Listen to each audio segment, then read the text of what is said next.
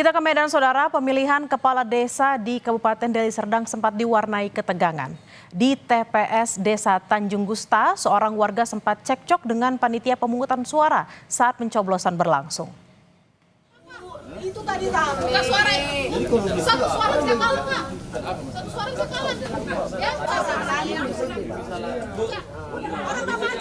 Perdebatan antara seorang warga dengan petugas di TPS yang berada di Desa Tanjung Gusta, Kabupaten Deli Serdang ini terjadi saat waktu pencoblosan sedang berlangsung.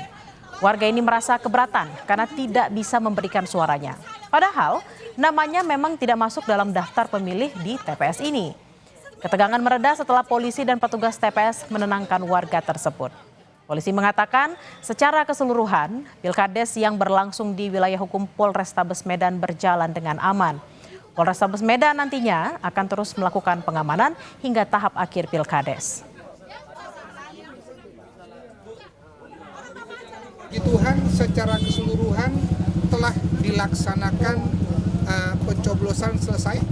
Tahapan selanjutnya adalah sedang melaksanakan penghitungan dan sampai saat ini puji Tuhan seluruhnya berjalan dengan aman dan lancar, tidak ada situasi-situasi yang bergejolak dan sehingga itu membuat situasi Kamtipmas yang tidak baik itu semuanya lancar semua. Kita memberikan sampai dengan terakhir nanti tahapan ini selesai. Semoga semuanya lancar, Tuhan memberkati.